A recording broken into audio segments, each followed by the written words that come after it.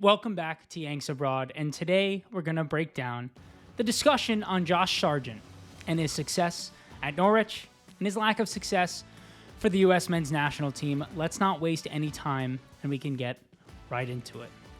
As many of you know, Josh Sargent hasn't scored a goal for the U.S. men's national team since November 20th of 2019 against Cuba. In competitive play for the U.S. men's national team, he's never scored against a country ranked higher than 179th in the world in the FIFA World Rankings at the time. Again, that was Cuba. He has 3 competitive goals, all 3 against Cuba. He scored in a friendly against Peru and a friendly against Bolivia prior to November 20th of 2019. Since Josh Sargent's last goal for the U.S. men's national team, the following 49 players, as you see here on the screen, and for those listening on audio, I will be reading them off. 49 players have scored for the U.S. men's national team. The likes of Gyasi Zardes, Shaq Moore, Matthew Hopp, Anthony Robinson, Ricardo Pepi, Tim Weah, Cole Bassett, Walker Zimmerman, Haji Wright, Jordan Morris, Brandon Vasquez, Alex Zendejas, Chris Richards, Folarin Balogun, George Mihailovic, Brian Reynolds, Cade Cowell, Gio Busio, Tyler Adams, Luca De La Torre, Yunus Musa, Yanez, Reyna, Giacchini, Soto, Sebastian Leggett, Paul Arriola, Chris Mueller, Akindola, Brendan Aronson, Jonathan Lewis, Jesus Ferreira, Miles Robinson, Serginho Dest, Christian Pulisic, P. Falk, Weston McKennie, Daryl Dyke, Reggie Cannon, Sam Vines, Jack McGlynn, Patrick Agyemang, Matko Miljevic, Brian White, Caden Clark, Malik Tillman, Diego Luna, and Max Arfston. 49 players have scored for the U.S. men's national team since November 20th of 2019, the last time Josh Sargent scored. But on the flip side, since that date, Josh Sargent's club career has actually gone quite well, and mostly in a linear upward progression. What you would like to see from a young striker. In the 2019-2020 season, as you can see down here, he had 4 goals and 4 assists. 2 of those goals came after that date, as I mentioned before. The next year, he had 7 goals for Werder Bremen. Then he made a move to the Premier League in 2021-2022 after scoring 2 and 2 to start the year in the Bundesliga 2, because Werder Bremen had gotten relegated. He moved to Norwich, where he didn't necessarily have his best goal-scoring season, but a move to the Premier League nonetheless. Played 1,500 minutes in the Premier League that season. And then after that, he found lots of success in the Championship, as we've seen in the last few years. 13 goals, 16 goals, and 15 goals in the next 3 years in the Championship, and 2 goals in 2 matches so far this season. But Josh's U.S. men's national team career has gone, as I said, the exact opposite direction. So let's dive into the stats on Josh Sargent. Who is Josh Sargent as a player?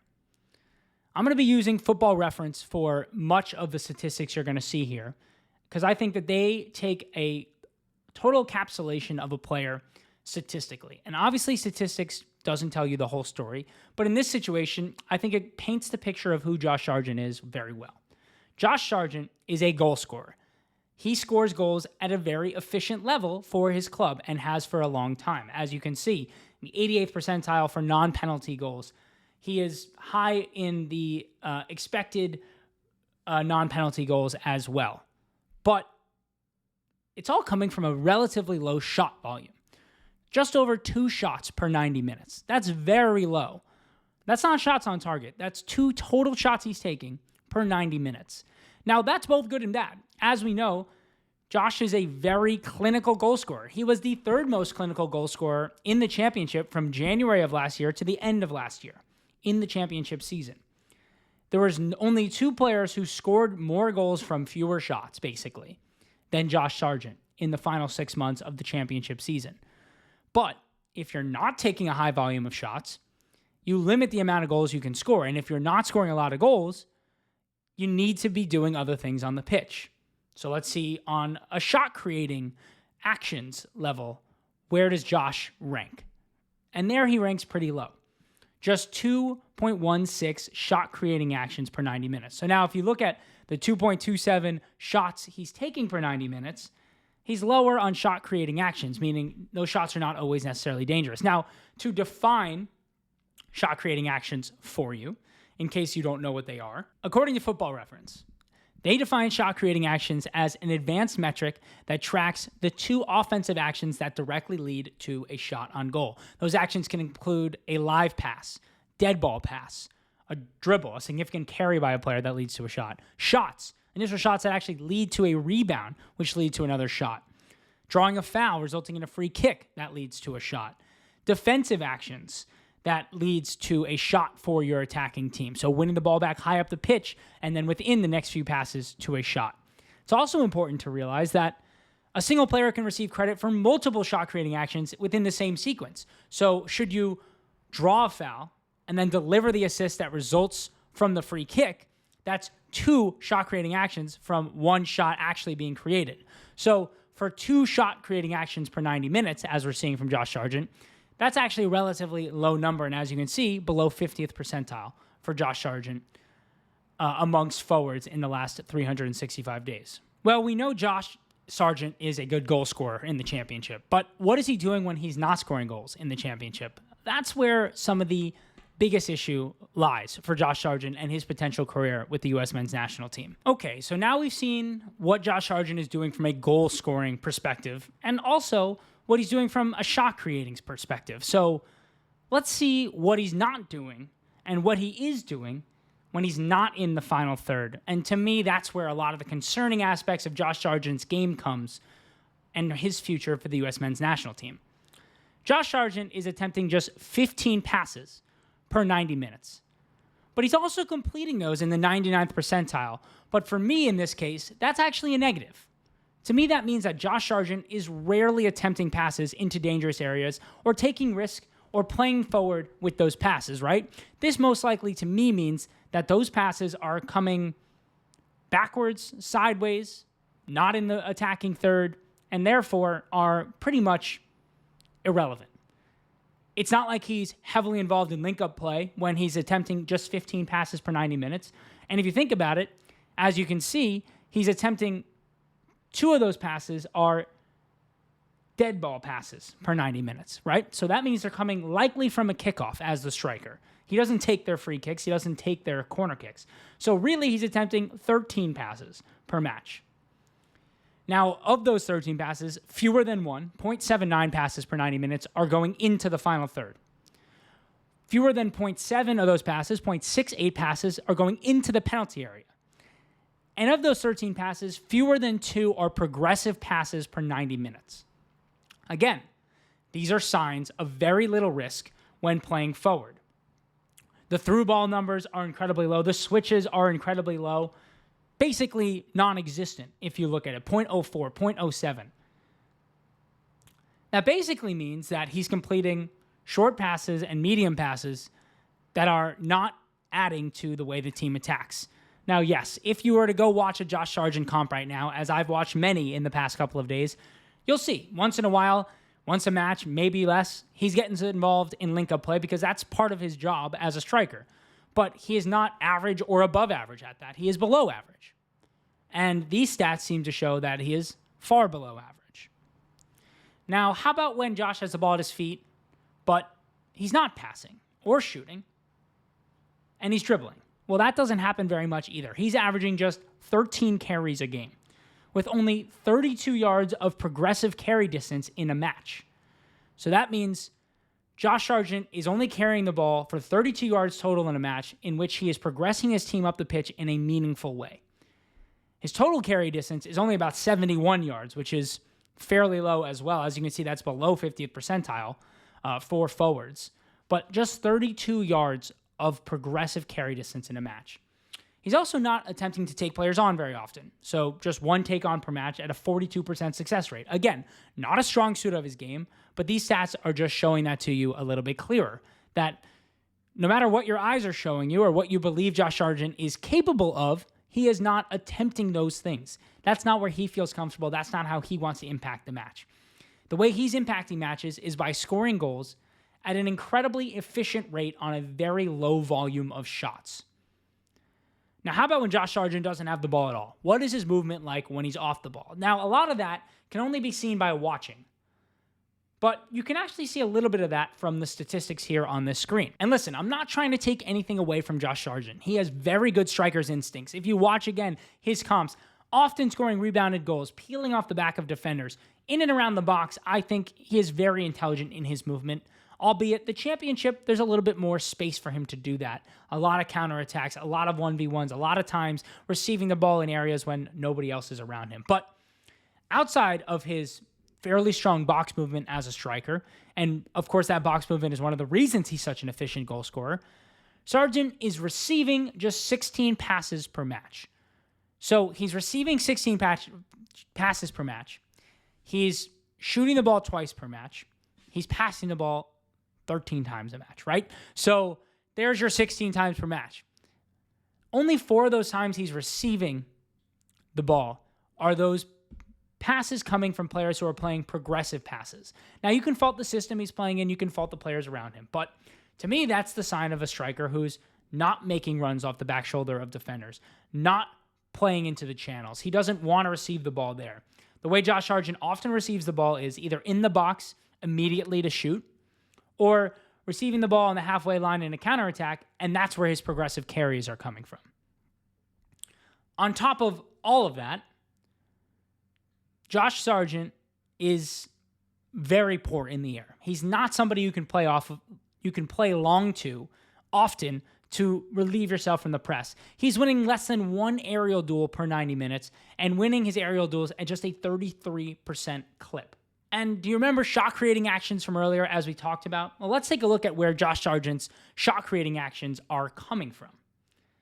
Of those 2 shot creating actions, as you can see here, more than 1/3 of them are coming from either drawing a foul, which puts him in a very high percentile, right? So as you can see looking at this screen, yes, a majority of his shot creating actions are coming from live ball passes, but almost all shot creating actions come from live ball passes. That is the most common way to create a shot creating action. So 1.33 is actually a very low percentage. That's a 34 percentile percentage for forwards. He's very high in fouls drawn, and he's very high in shot creating actions. So again, this is a player whose output is completely reliant on shots, as we mentioned with the goal scoring, but again, without a high volume of shots. So kind of Josh Sargent is a player who's not really creating any of his own luck. He's not creating any luck for other teammates.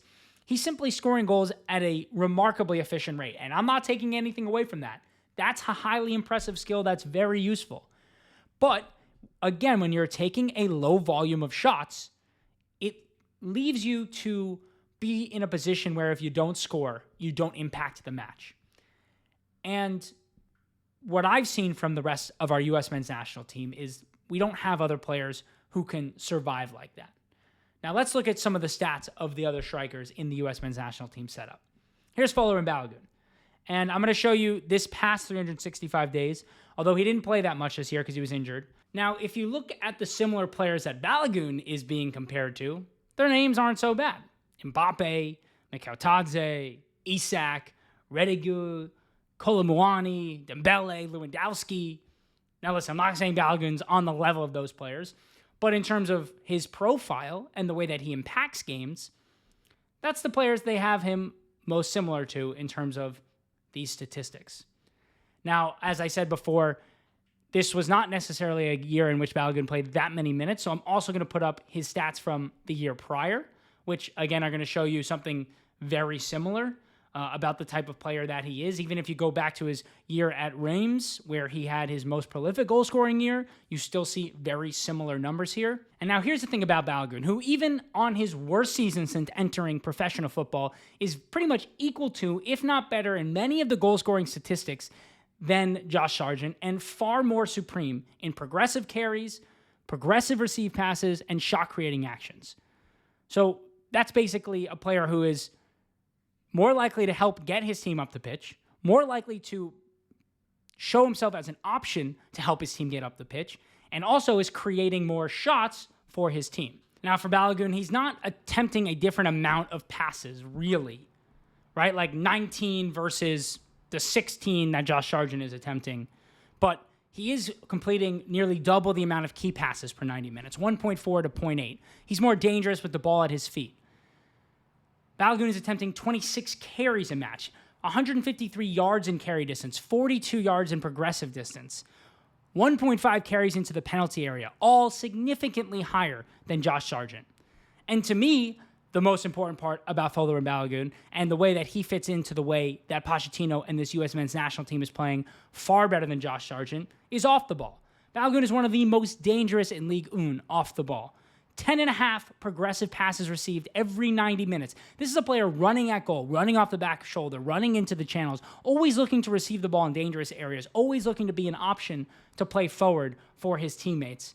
And as I mentioned, a more prolific scorer on a nearly as good, if not better, conversion rate, on top of also attempting more than double the amount of shots per 90 minutes. He's just creating more danger. Now, let's talk about Ricardo Pepi. I mean, this is obviously another one where Pepi has played just not that many minutes as a professional for PSV. This year, he was on track to play a lot and got hurt. The year prior, he was Luc de Jong's backup, but again, pretty strong in both years, as you can see here. Scores a lot of goals per 90 minutes. Comes on late in games and scores a lot of goals.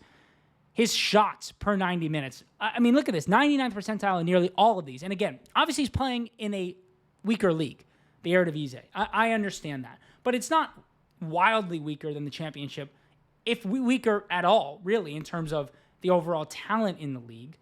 Not enough to make a discernible difference. And as you can see, this is a true link-up striker. 22 passes attempted. He's willing to take, his defenders on at times, or at least he has grown in the last year. As you can see, 1.5 successful take-ons per 90 minutes. Prior, he was at 0.37. He's growing in that area. He's got a higher touch in the attacking penalty area. He's a player who wants to also run into the channels. 10 progressive passes received, 7 progressive passes received. And he's also creating tons of shot-creating actions. 4.5 per 90 minutes in the 23-24 year, down to about 3 last year. And another player who takes a high amount of shot totals. But you may not care. Pepi, Balogun, I don't think there's any argument. These two players are better than Josh Sargent, are rated higher than Josh Sargent, and are both going to make the World Cup squad if they're healthy, no matter what. But you may be wondering, where does Josh Sargent rack up against the other potential third strikers? And I'm going to compare him to Haji Wright, Patrick Agyemang, and Damion Downs. To me, those are the three that he is competing with, really, for that last spot. So let's look at Haji Wright, another player who plays in the exact same league as Josh Sargent. Haji Wright, who doesn't really play as a true central striker, kind of plays more as an inside forward. So as you can see, you could compare him to attacking midfielders and wingers, but I'm going to compare him to forwards because that's what we're talking about. Haji Wright is contributing goals at a similar rate, not a discernible difference. He's taking more shots per 90 minutes, not as a striker. So he's taking a higher volume of shots, even though he's not mostly playing as a central striker. He is far more comfortable carrying the ball, as anybody who's watched Haji Wright knows that. 3.5 progressive carries per 90 minutes, one of the highest in the championship for a player in his position, and completing it at a fairly successful rate. He is making runs into dangerous areas. 6 progressive passes received per 90 minutes. 6 compared to 4 for Josh Sargent. A very nice difference, and again, a player who is an inside forward mostly and not a striker necessarily. And Haji Wright, to me, one of the things I like most about him is not only is he a channel runner, but he's also a player who can receive the ball in the air quite well. He wins almost 3 aerial duels per 90 minutes. He's a player who can play as a target man, who can run into the channels, and he's probably, of all the options that we're going to talk about, the one who fits best as a third striker with Balogun and Pepi, because he can play off the wing. He can play as a second striker. He can play in so many different positions that if you're chasing a goal, you can bring Haji Wright on, and he works with Balogun and Pepi. To me, Pepi and Balogun would struggle to play together. But Haji Wright could play with either of them, and truly could play quite well with Ricardo Pepi, who to me right now is the number one choice for our number one striker. Patrick Agyemang. This is the last 365 days, so this is mostly his time in the MLS. He's only played 1 match for Derby County, so we're not going to really consider any of this as championship statistics. And again, we know he's playing in a weaker league. He's playing in the MLS. That's definitely a weaker league than the championship. But it's still important to see the kind of things he's willing to take on. He is playing very similar amount of passes. This is a player who is also a low-touch player, similarly to Josh Sargent. But with that, he's also willing to take men on more often. He has got nearly 2 progressive carries per 90 minutes. He is double as successful in the amount of take-ons as he's doing to Josh Sargent. He's also a much better channel runner. He is receiving more than one progressive pass per 90 minutes than Josh Sargent. He is having a couple of more touches in the attacking penalty area than Josh Sargent. What's a little bit alarming, actually, about Agyemang, and something we spoke about a lot this summer, is he's actually not winning a whole lot of aerial duels. And so the statistics don't tell the whole story here, because Agyemang isn't great at controlling the ball. He does, however, wreak havoc with his body, which helps win second balls that he's not going to get credit for. But to me, the most worrying thing would be for a player of his size to have his aerials won at just 1.4 per 90 minutes is not great. Finally, we have Damion Downs, who we don't have stats for because he was playing in the Bundesliga 2 and has only just started playing for Southampton. Did get an assist on his debut, although it was kind of a missed shot that ended up being an assist, so we won't give him too much credit for that. But we've seen what he can do for the U.S. men's national team this summer. He's a better channel runner than Josh Sargent. He's more athletic than Josh Sargent. He's more imposing. He has more pace and more technical skill. He offers everything that Josh Sargent doesn't, in my opinion, and has shown that he can be a very clinical finisher as well. So now the question remains, why? Why is Josh Sargent, who, although we know he has so many other faults, why is Josh Sargent not scoring goals, at least, at the same level that he is for Norwich, for the U.S. men's national team? I think we all know the frustrations with Josh Sargent off the ball, passing, link-up play, carries, all the things we just spoke about. But the goal scoring should contribute, right? Maybe the answer is he's not getting into similar areas that he's getting into for Norwich that he is for the U.S. men's national team. But if you look at this, here he is, his first goal of the year for Norwich against Watford. Looks like he's in a lot of space. Or this goal from last season where he scores a, rebound off of a corner kick. Looks like he's in a lot of space. Maybe he's not getting that for the U.S. men's national team. But this looks kind of similar, right? This is a player who is in a lot of space, right in front of goal. Looks like this. Kind of looks like this. He doesn't score. How about this opportunity where he receives the ball in the back post, as you can see up here, or in the second when he makes contact with it. Nobody in front of him, open goal, but he hits it over the bar. Looks kind of similar to this, doesn't it? Bouncing ball in the 6-yard box. Clinical finishers score these goals. Well, Josh didn't score from this position or this position. Look how similar these look. On his right foot even, against on his left foot. One or two men in front of goal, closer to the goal, didn't finish, scuffed the shot. As I mentioned here, there's a whole box of people in front of him here, scores. Nobody in front of him here hits it over the bar. So he's not scoring from similar positions. And by the way, he scored some unbelievable goals for Norwich in the championship this year. He has scored from much more difficult positions. I mean, look at this goal. This ball is coming in over the top from out in the right half space. Josh Sargent takes one touch into the air and then volleys it home with his left foot into the top left corner. He has the ability to score goals. He is a clinical finisher for Norwich. But for the U.S. men's national team, whether it's the pressure, whether it's the little bit lower blocks that you often see in CONCACAF that are getting in his way, there's something that's going on for Josh Sargent where he cannot score for the U.S. men's national team. It's a lid that cannot be taken off. And it's too bad because it would be great to have a third attacker who has the goal-scoring record that Josh Sargent does. But when he's not adding anything else, where does that leave us? And to me, the biggest question was, is Josh Sargent the only case of this happening? Are there other cases where players have continued to get better and better at the club level? They're young players who have scored lots of goals for a country who doesn't necessarily have tons of attacking options ahead of him, who can find success, although not massive, but considerable success at the club level, but not produce in any sort of consistent level at the international level. And if you remember the opening screen of Josh Sargent's scouting report, Kasper Dolberg was the most similar player to Josh Sargent statistically in the last 365 days. Now, to me, this seemed like a similar player in a lot of ways. Kasper Dolberg has been a clinical finisher pretty much everywhere he's been, but he's never really succeeded for Denmark. He hit the ground running for Ajax at a young age, and as you can see here on the screen, I mean, their statistics are remarkably similar in so many ways. Almost nothing discernibly different about them, even down to the take-ons, the passes attempted, the non-penalty goals per 90 minutes. I mean, these players statistically are incredibly similar. And as I mentioned, look at Kasper Dolberg's career. It's obviously been a longer career, but if you look at the beginning of his career, yes, he absolutely exploded as a 19-year-old for Ajax. He really was an anomaly at that point. But if you look at him after that, just kind of continued to, score. He scored 9 goals and 11 goals, and he moves to a better league, and he scores 11 goals, and then he has some injury-riddled seasons. He's continued to be, in that teens scoring. Like, he's not a top-of-the-league scorer, but he is viable option for the team that he's on. He is their number one goal scorer. He scores goals in key moments for that team. But for the national level, unable to really do what he needs to do. Even Kasper Dolberg had his own 3-year goal-scoring drought for Denmark. It just ended, actually, in the last match of the summer friendlies, where he scored in a 5-0 win over Lithuania for Denmark. But really similar player in the fact that it's all goals, and when the goals aren't coming, what is he adding? But still, a very solid goal scorer. So that leaves us with one question. How does Josh Sargent change Pochettino's mind and get back into the U.S. men's national team squad for the World Cup in 2026? Because as of right now, he's not in the squad. There's no doubt about saying that. He hasn't been selected. He has not done what he needs to do to be selected. So how does he get there? There are a few ways.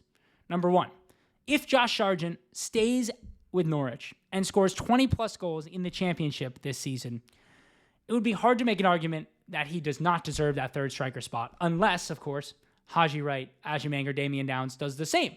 All 4 of them in the same league this year. Should be, that's an interesting comparison, right? All 4 of them are going to play against the same competition. Does whoever has the most goals get that third spot? I don't know. It was interesting to see Josh Sargent turn down a move to Wolfsburg. That could not have helped his case, in my opinion. I think he thinks that was better for him to maybe make the World Cup squad, but putting himself in this position where it's a direct comparison against the rest of the strikers vying for that third spot does not help Josh Sargent's case, considering all of the stats we've looked at and the type of player that he is. How about a move to the Premier League? We know that Burnley have been interested, Leeds have been interested. Would that give Josh Sargent an upper hand? I don't think he'll score goals at a considerable clip in the Premier League, so I don't think that's a move that interests him. Now, could it just be that Haji, Agyemang, Downs all struggle enough that Josh Sargent is the de facto third option? Yeah, that's a possibility, I guess. But again, if all 3 of them really struggle that much for goals, I still think Josh Sargent would need an absolutely unbelievable 20-plus goal season to be someone who offers something else. Because to me, Downs shows more channel running ability. Haji Wright has scored key goals for years for club and country and is versatile. And Agyemang's a player that we know Pochettino likes. Physically, he likes the player a lot.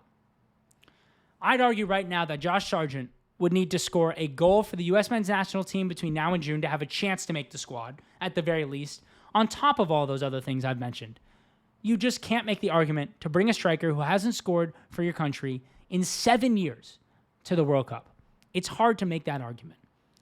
Now, I'm rooting for Josh Sargent. I don't believe that the player is of the level we need for the World Cup, but it's nice to see an American doing well in the championship. And guess what? The championship may just be his level, and he could have an amazing career there and enjoy his life and continue to score goals at a very nice clip.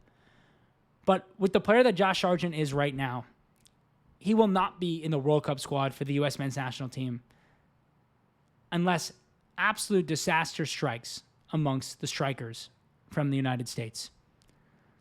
I really hope you enjoyed this statistical, tactical breakdown of Josh Sargent as a player so that we can all back up our cases for whether or not he should be in the squad. I know there are some people who vehemently disagree with me that Josh Sargent absolutely should be in the squad and maybe should be the starting striker. I know there are people who feel just like me, where it's great that Josh Sargent is scoring championship goals, but we've seen that he is not of the level or the type of player we need for the U.S. men's national team. And if you're on my side or not on my side, make sure to subscribe to the channel here at Yanks Abroad. These types of videos are a regular, breaking down all the players who are in the U.S. pool, their performances week in and week out, as the season's getting going. Who needs a move? Who doesn't need a move? We're still waiting on Gio Reyna. Johnny Cardoso has hit the ground running at Atletico Madrid. Everything in between. This is Yanks Abroad again. Give me a like, throw a sub in, throw a comment. Where do you think Josh Sargent belongs in this discussion? And we'll be back next week with our next episode of Yanks Abroad.